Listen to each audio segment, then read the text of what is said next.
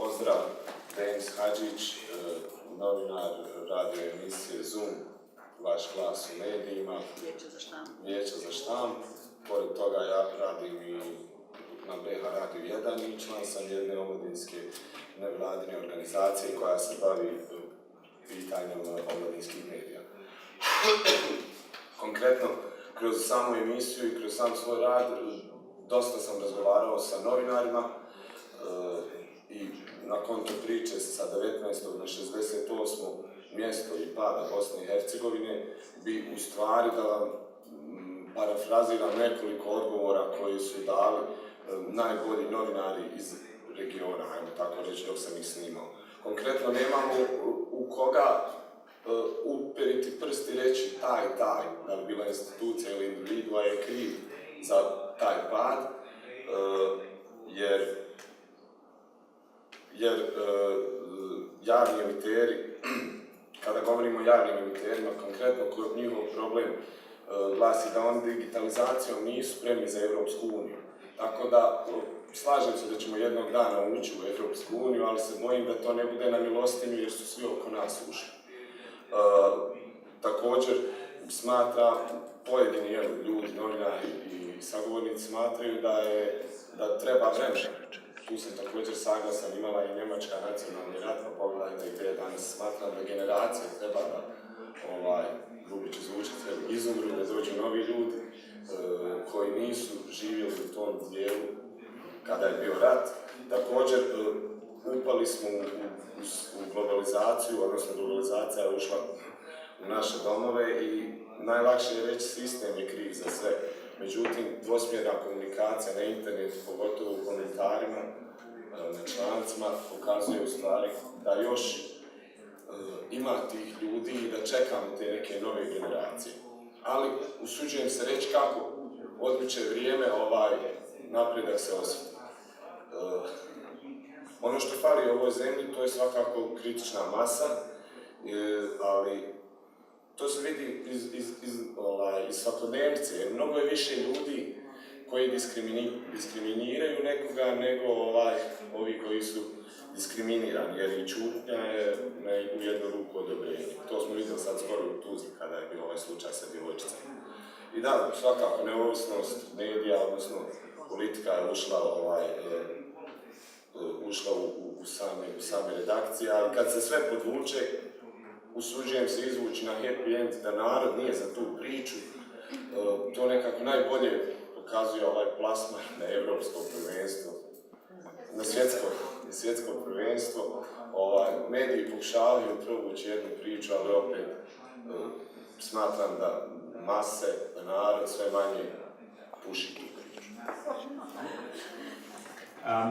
People from Bosnia and Herzegovina are already now member of the European Union. Many of them live in Stuttgart or Stockholm, so they are already in the European Union. And the number is growing, of course.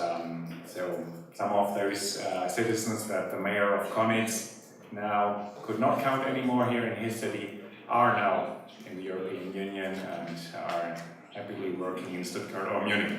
But of course, that's not the final goal that we want to go for. But in the case of Croatia, from the moment that the real negotiations started until the country to join the European Union, it took a bit more than 8 years, and I think most participants of the negotiations said that that was a relatively quick process of negotiations. So I think it will be hard for Bosnia and Herzegovina to be below those 8 years, and those 8 years would start counting the moment that the serious negotiations start. And I don't want to bore you with the names Sedic and Sfinci, which all of us have heard so many times, but that's of course one of the biggest obstacles for serious negotiations to even start.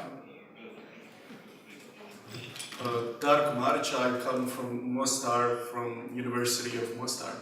I'm reporter of the Your Voice in Media Press Council of BNH, and I'm also a student of the political sciences in University of Mostar.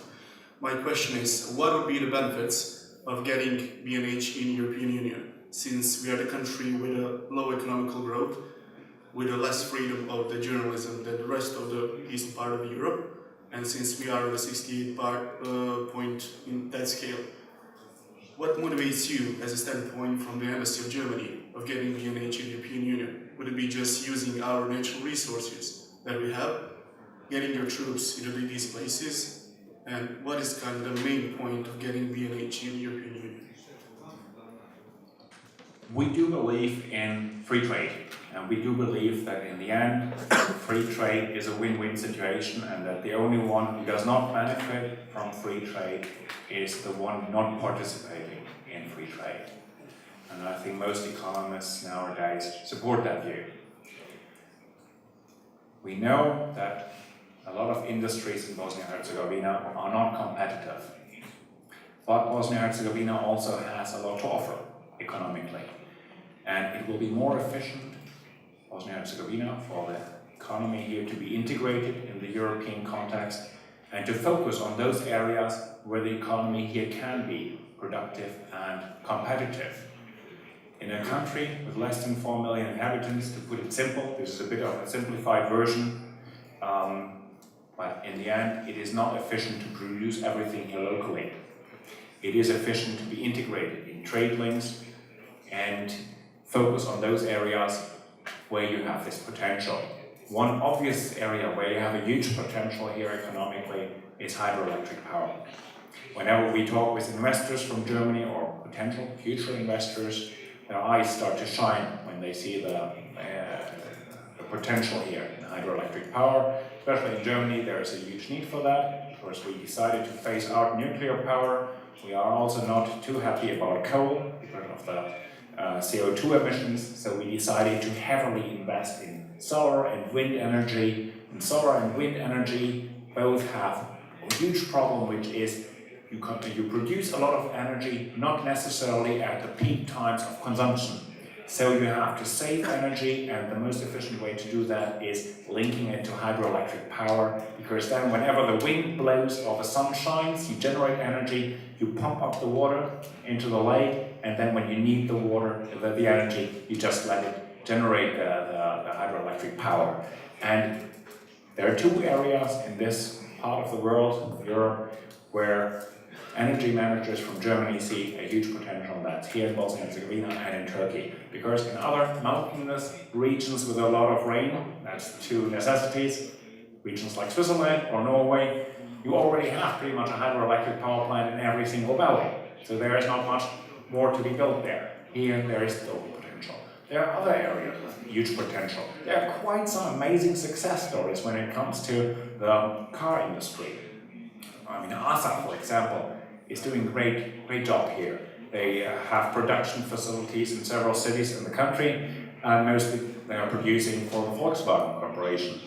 And their potential of producing here and exporting for their goods to be used in, for example, the car industry in Germany, would be a lot easier the moment the country is a part of the European Union. The obvious example that has been discussed a lot here is the farming, food industry sector, dairy producers that now cannot export anymore to Croatia the moment the country is part of the European Union again, and they will be able to.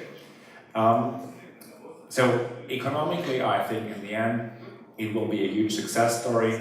And of course, in the European Union, you'll hear a lot about crisis, Euro crisis, and so on. But in the end, no country would be better off without having joined the European Union. I think most economists would agree with that. And in those countries where Eurosceptic movements are quite strong, they struggle to find any economists to support their position. But economics is not everything. And the European Union should be seen also as more than just an economic group of countries. There's also the political and the cultural dimension. In a globalized world, with the rise of China and India and other countries, it is important that the European countries work closely together to defend values, common values like human rights, transparency, democracy, and also a welfare state. That can best be done together. And finally, when it comes to culture, let me say that as a personal remark, I would love to see Bosnia-Herzegovina, for the first time, a country to join the European Union where the biggest religious group is Muslim, because it would be a very strong symbol proving that there is no contradiction between Muslim society and European Union. Of course, it depends on the way religion is lived, but those people in Germany or other European Union countries who have doubts if there is a possibility of combining European values and Islam, I always invite them, come to Sarajevo, and you will see how it easily can be combined, how the huge majority of people there combine it every day. Janko Jugović, Pale, Univerzitet u Istočnom Sarajevu, Filozofski fakultet, odsjek za novinarstvo. Ja imam prosto pitanje. Da li ste upoznati sa kodeksom za štampu i online medije Bosne i Hercegovine od Vijeća za štampu i Bosne i Hercegovine? Da li u vašoj državi postoji neko regulativno tijelo slično našem i da li možete napraviti neku komparaciju između ta dva, ajde da kažemo, kodeksa, odnosno zakona? Honestly, I must say no. I'm not an expert on the situation in Germany, and the regulatory agencies in Germany concerning media. Of course, we have quite active ones when it comes to public broadcasting, and there, I guess I can to a certain degree make the comparison. There we have very strong independence. The public broadcasting gets independent funding, not from tax revenues, but from contributions. So the only public channel that receives taxpayers' money in Germany is the German-French cultural channel Arte.